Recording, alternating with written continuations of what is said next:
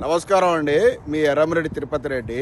ఈరోజు మన ముఖ్యమంత్రి రేవంత్ రెడ్డి గారు అసెంబ్లీలో మాట్లాడుతూ గత డిసెంబర్ అంటే 2024 డిసెంబర్ నుంచి ఈ ఫిబ్రవరి 28వ తారీఖు 2025 వరకు అక్షరాల 1,58,041 కోట్ల అప్పులు తీసుకొచ్చాము తెలంగాణ రాష్ట్ర అభివృద్ధి కోసం అని చెప్పారు.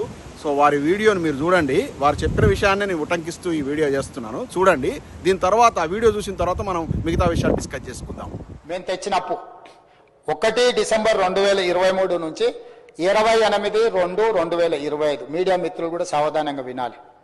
1/12/2023 నుంచి 28/2/2025 మన ఫిబ్రవరి 28 తారీఖు వరకు లెక్క ఇది నేను చెప్పేది. 1,58,041 కోటి అప్పు తెచ్చినాం అధ్యక్ష. నేను మా ఉప ముఖ్యమంత్రి మా మంత్రివర్గ సభ్యులను కలిసి మేము తెచ్చిన అప్పు. మన ముఖ్యమంత్రి గారి వీడియో చూశారు కదా, అసెంబ్లీలో తన ప్రకటన చూశారు కదా. 14 నెలల కాలంలో అక్షరాల చేసిన అప్పు సుమారుగా 1,59,000 కోట్లు. 1,59,000 కోట్లు తీసుకొచ్చిన ముఖ్యమంత్రి గారు చేసినటువంటి ప్రజలకు ఉపయోగపడే డెవలప్మెంట్ వర్క్ ఏమైనా ఉందా అంటే ఒక్క బిల్డింగ్ కట్టిరా అంటే ఒక్క బిల్డింగ్ కూడా కట్టలే. ఆ ఎస్ఎల్బిసి పనులు కూడా జస్ట్ ఓపెన్ చేసినటువంటి వితిన్ 1 వీక్ లోపల సుమారు 8 మంది అభాగ్యులు అత్యంత ఘోరంగా దయనీయమైన పరిస్థితుల లోపల చనిపోయారు. అంటే ఈయన చేసినటువంటి ఒక పని అది కూడా అత్యంత ఫ్లాపు. అంటే ఒక్కట్లేదు. ఏమైనా విదేశీ పర్యటనలు, దావోస్ పోయి ఇన్ని లక్షల కోట్లు పట్టుకొచ్చినాం, అమెరికాకు వచ్చి బోగస్ కంపెనీలు పెట్టి స్వచ్ఛ భయం అని పెట్టి ఆ పనికిమాలలో ఎవడో వాడు, ఆ ఓనర్ కూడా నాకు తెలుసు, మాకు దగ్గర బంధు, మన దగ్గర కనీసం 10 కోట్లు కూడా వాడు 1000 కోట్లు పెట్టినని చెప్పి ఇలాంటి ప్రగల్భాలు వరకు ఇవన్నీ జనాలు మోసపుచ్చుతూ ఈ 1,59,000 కోట్లు ఏమైనాయి?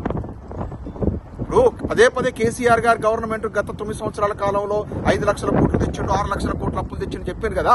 6 లక్షల కోట్లు మన కంటికి కనపడుతున్నాయి.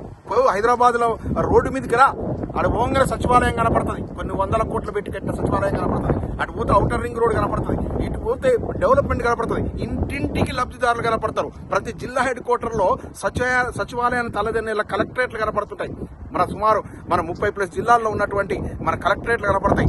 రోడ్లు, వ్యవసాయ రంగం, ఇట్లా మొత్తం మొత్తం నీళ్లు మత్తడి పోస్తూ చెరువులు, మొత్తం జలవనరులు ఇట్లా అభివృద్ధి చెంది కాళేశ్వర ప్రాజెక్టు ఒక్కసారి ఒక టూర్ తెలుస్తుంది. ఆ 1,00,000 కోట్లు పెట్టి కట్టిన కాళేశ్వర ప్రాజెక్టు ఫలాలు మనం చూసాం. అంటే మీరు వచ్చిన తర్వాత ఎందుకు సడన్ గా కరువు వచ్చింది అంటే మీకు సాగునీటి వనరులు ఎట్లా వాడుకోవాలో తెలియదు. రేపు తాగునీటిది నేను బాగా వరి అవుతుంది అంటే రేపు ఎండాకాలంలో తాగునీరు దొరక్క ప్రజలు అల్లాడే పరిస్థితి వస్తుంది అనుకుంటున్నా. ఈ రకంగా రైతు బంధు అనేది 3 సార్లు ఈ 14 టర్మ్ లో కేసీఆర్ గారు 3 టర్ములు వేసేవాళ్ళు. మీరు ఒక్కసారి కూడా సరిగ్గా వేయలేదు. రుణమాఫీ అన్నారు, అంత బోగసు. ఫీజు రియంబర్స్మెంట్ లేవు, కాలేజీలు మూతపడే పరిస్థితికి వచ్చింది, విద్యా వ్యవస్థ నిర్వీర్యమైపోయింది. ఒక్క బిల్డింగ్ కట్టిర్రా, ఒక ప్రాజెక్టు కట్టిర్రా, ఒక రోడ్డు వేసిర్రా. ఎందుకు 1,59,000 కోట్లు అంటే అన్ని కూడా ఆ పొంగులేటి కంపెనీలో ఇంకా మెగా కంపెనీలో వాళ్లకు పర్సంటేజ్ బేస్ ఇచ్చేసి అంటే 12% సర్కార్ నడుస్తుంది. అంటే ₹1,00,00,000 రిలీజ్ చేస్తే 12 లక్షలు ఈ మంత్రులు ఈ యొక్క గవర్నమెంట్ లో పెద్దలంతా కూడా బొక్కుతున్నారు, ఢిల్లీకి పైసలు పంపుతున్నారు. మొత్తం దేశంలో ఉన్న కాంగ్రెస్ పార్టీకి మొత్తం ఫండింగ్ అంతా కూడా తెలంగాణ నుంచి, కర్ణాటక నుంచి జరుగుతుంది. ఈ రకంగా చేసిన తర్వాత అప్పులు కాకపోతే ఏమవుతాయి? డెవలప్మెంట్ లేదు. ప్రజలు మొత్తం రియల్ ఎస్టేట్ రంగం కుదేలైపోయింది. తెలంగాణ సర్వనాశనమైంది. 14 నెలల కాలంలో రేవంత్ రెడ్డి గారు మీ పాలనలో తెలంగాణలో అసలు ఎంత ఘోరమైన దయనీయమైన పరిస్థితులు వచ్చినాయంటే ఇంకా 36 నెలల కాలం, రాబోయే కాలం ఎంత దయనీయంగా ఉంటుందో అసలు తలుచుకుంటేనే బెంబేలెత్తేటువంటి పరిస్థితులు వచ్చాయి. ఇది మీరు చేసిన నిర్వాహకం. మీ కాంగ్రెస్ పార్టీని నమ్మి, మీ 6 హామీల బోగస్ మాటలు నమ్మి ప్రజలు వేసినందుకు వాళ్ళు నట్టేట మునిగేనరు. ఇది పరిస్థితి. ప్రజలారా తిరగబడండి. ఈ కాంగ్రెస్ పెద్దలను 6 గ్యారెంటీల మీద నిలదీయండి. ఈ అప్పులు తీసుకొచ్చి ఏం చేస్తారో అడగండి. అడగకపోతే ఇక వీళ్ళు ఇట్లా చేసుకుంటూ పోతూనే ఉంటారు.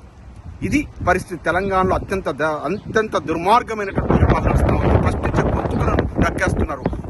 రేవంత్ రెడ్డి గారు మీరే ప్రశ్నించే గొంతుక అని కదా మల్కాజ్గిరిలో గెలిచింది. అప్పుడు ఇవాళ ఏమైంది? ప్రశ్నించే గొంతుకలు జర్నలిస్ట్ రేవంత్ గారు వాళ్ళని అరెస్ట్ చేశారు.